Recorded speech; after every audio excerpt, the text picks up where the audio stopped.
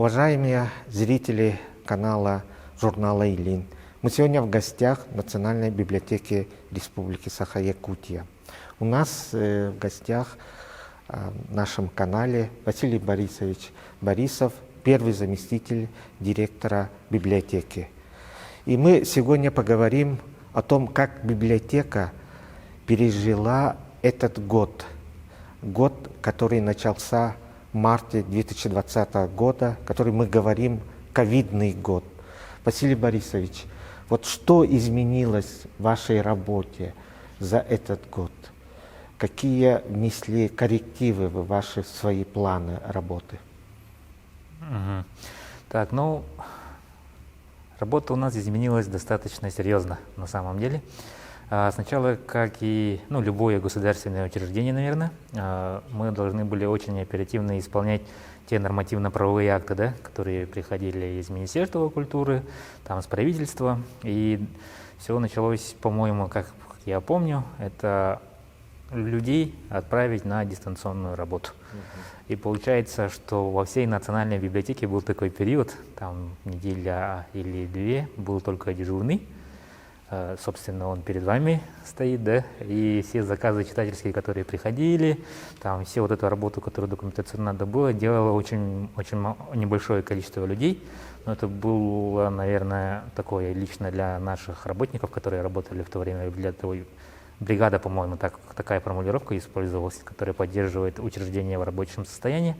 Вот это нас очень сильно тонизировало. И оказывается, когда работаешь в таком вот очень-очень напряженном формате, вырабатывается очень много идей, да, каким образом можно оптимизировать тот процесс или вот этот, когда, собственно, внутри заходишь, с этой точки зрения было хорошо.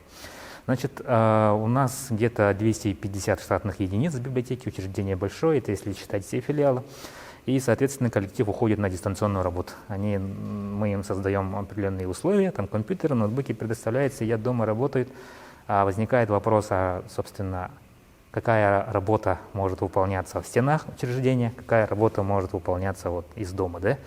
И так как специалистов-то достаточно много, каталогизаторы, библиографы, они там как бы отрасли на самом деле широкий диапазон специальностей библиотеки. И если с программистами, там, с дизайнерами было понятно, это профессии изначально, на которые, да, можно работать, сидя дома, то остальных мы перевели на такую интересную работу, как аналитическое расписывание статей. То есть это в итоге должна получиться очень полная, подробная база данных статей. Вот тут я хочу сделать момент, да. Если, допустим, газета поступает в библиотеку, запись делается в основном на всю газету целиком. То есть там искать в базе данных какие-то статьи именно из газеты не всегда получается. А когда мы направили достаточно большие трудовые ресурсы для решения этой задачи, у нас количество этих библиографических записей расписанных их достаточно много. Если мы все это зальем в базу, то, допустим, вам точно будет интересно, да? Да, это очень важно. Да, и сразу находить быстро именно по статьям, не ища вот эти газеты, мы так в этом направлении будем работать. И и сейчас эта работа продолжается, потому что ограничения не совсем сняты, да? 50% коллектива сейчас находится на дистанционной работе. Вот. Кроме этого, еще очень сильные изменения коснулись электронной библиотеки. Наши коллеги, которые работают с электронной библиотекой, надо сказать, там достижения вообще колоссальные. Василий Борисович, а как восприняли эти изменения читатели? Вначале вы, наверное, потеряли часть своих читателей. Читателей Национальная библиотека Республики Саха-Якутия не теряла. Это совершенно точный факт. Я могу даже так... Нет, это смотреть какой показатель, да? Если, допустим, мы будем считать традиционные посещения, то есть читатели, которые записывались в стенах библиотеки, конечно, их количество упало по сравнению с 2019 годом. Традиционные посещения библиотеки, тоже показатель достаточно серьезный, важный, он тоже упал. Но в то же время значительно возросло использование электронных ресурсов. Именно представление Национальной библиотеки в сети интернет, да? Тут можно так сказать, если по итогам 2019 года люди заходили в нашу электронную библиотеку и открывали там книги, это было примерно 400 тысяч раз. И мы думали, Вот оно, 400 тысяч посещений. Кстати, библиотекари делятся на два таких достаточно больших лагеря. Одни традиционные библиотекари, которые вот печатная книга, запах книги, вот душа книги. А есть библиотекари, которые такие в сторону IT. Вот сама библиотека, так как это учреждение, которое занимается информацией, с IT на самом деле все библиотеки близки. И мы увидели, вот, 400, скоро мы догоним традиционную книговыдачу, скоро мы о себе заявим. А мы не думали, что это произойдет так быстро. Значит, 400 тысяч по итогам 2019 года, по итогам 2020 года этот же показатель уже 2 миллиона 800. То есть было 400, а во сколько раз оно выросло? У меня с математикой не очень хорошо, но выросло достаточно серьезно. Достаточно, да. Вот вы сказали «душа книги». А как вы понимаете душа книги? Вопрос немножко не по адресу, потому что я представитель второго лагеря, да, скорее всего. Ну, меня коллеги сейчас будут критиковать, но как бы так. Но на самом деле я сам люблю, вот честно могу сказать, да, традиционную бумажную книгу. И что-то, что есть в традиционной книге, вот я не могу точно описать, его нет в электронной, потому что я читаю и то, да, я получаю одну и ту же информацию, меняется только материальный носитель. Но там какое-то настроение, да, как это сказать, я не знаю, там что-то есть такое. Ну, потрогать. Да, потрогать. И, видимо, когда можно потрогать, перелистываешь страницы, все это, такое. да, видимо, все это как-то складывается, да, в сознании, что вот что-то вот такое. А электронная библиотека, она более неосязаемая, но она, наверное, более эффективная с точки зрения именно получения информации. Вот. Василий Борисович, я часто захожу на сайт библиотеки, пользуюсь электронными услугами. У вас сейчас организуются виртуальные выставки. 8 марта у вас очень интересные выставки состоялись. Какие планы и что делается в этом, развивая эти проекты? Ну, давайте, наверное, ответим на это следующим образом, да?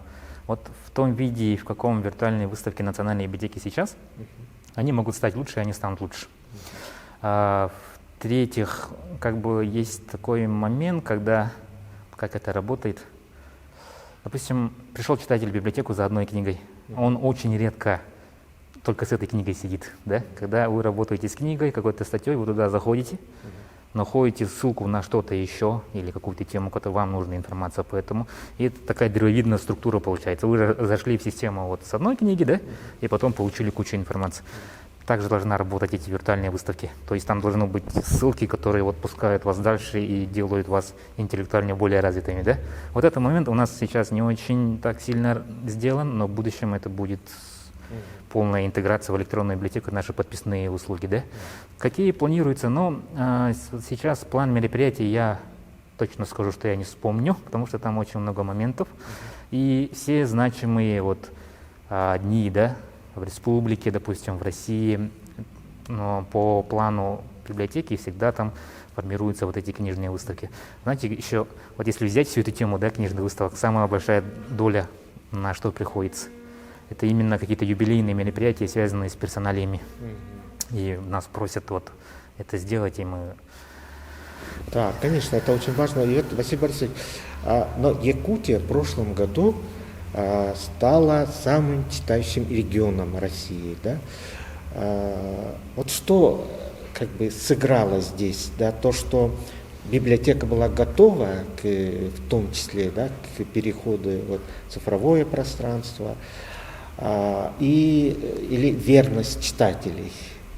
Вот что, на ваш взгляд, больше всего здесь сыграло, то, что Якутия еще раз подтвердила, что он самый читающий регион России? Да, это вот как бы история из двух частей, да. 19 год в числе лауреатов, а по итогам 2020 года уже победитель всероссийского конкурса. Кстати, там конкурс называется «Самый читающий регион». Регион, который занял первое место, у него как бы звание, да, литературный флагман получается. Анализируется много показателей, это библиотечные посещения, количество пользователей, сеть библиотек, как государство поддерживает, да, вот книгоиздание, библиотечную отрасль, Книготорговые точки изучаются достаточно серьезно. Я уверен, что у нас в республике есть книжное издательство «Аяр» сейчас уже, да, тоже сыграло немаловажную вещь вот в этой победе. И, в общем, тут как бы иногда бывает, что думают, что это вот именно библиотечный конкурс. На самом деле нет, это вот читающий регион именно. Но тут надо будет сказать, что заявку и сформировала, да, и подала, и все вот эти данные собрала именно Национальная библиотека. Со всех наших вот этих скомпоновано, хорошо подано. И тут есть, короче, еще один любопытный факт про этот конкурс. Если субъект Российской Федерации 3 года подряд получает это звание, то оно остается с этим регионом как бы навсегда. Он навсегда самый читающий регион. Но 3 года подряд — это достаточно серьезный вызов. Это значит, там, да, вот должно быть именно фундаментальное системное чтение, да, вот такое вот должно быть. Только в таком случае 3 года подряд. Василий Борисович, вы можете свой рейтинг самых читаемых книг вывести на основе вот данных Национальной библиотеки? Опять я могу сказать, да, что с помощью, вот, пользуясь именно электронной библиотекой, ответ на этот вопрос просто. Если мне не изменяет память, это Далан. И, кстати, вот этот читательский интерес — это такая интересная вещь, которая, оказывается, очень легко поддается некому управлению, да? Вот, допустим, мы так делаем. Берем какую-то книгу, какую-то подборку, делаем из нее, оформляем как надо, отправляется по всем социальным сетям, WhatsApp, прочее. А если к этому приурочен еще выход какого-то фильма или что-то еще, все, вот эта книга будет самой читаемой. Вот именно то, что роман Далана «Тыгын-Дархан» и выход фильма, то, что они совпали в 2020 году. Да, я, конечно, ни в коем случае не хочу сказать, что этой книги интереса не было так, да, но это сыграло свою роль 100%, вот 100%. И таким образом, допустим, мы можем, наверное, как эксперимент провести, взять какую-то наименее известную, да, книгу, оформить ее также и попробовать как бы это дело запустить. И какие потом статистика будет, тоже, наверное, интересно было бы посмотреть. Ну, в целом, вообще, интерес к исторической литературе, он всегда же такой стабильный, да? То, что Василий Семенович Далан, то, что он создал, вот Тыгын-Дархан, это, конечно, это классика. Это классика, но еще и «Глухой Вилюй», да, как мы знаем, тоже отличные произведения, такие фундаментальные. И интерес к исторической литературе, он всегда есть, и как, допустим, библиотекарь я могу это подтвердить, что это не угасающая именно тема, которая всегда пользуется интересом у наших читателей, это факт. Хорошо, Василий Борисович, спасибо большое.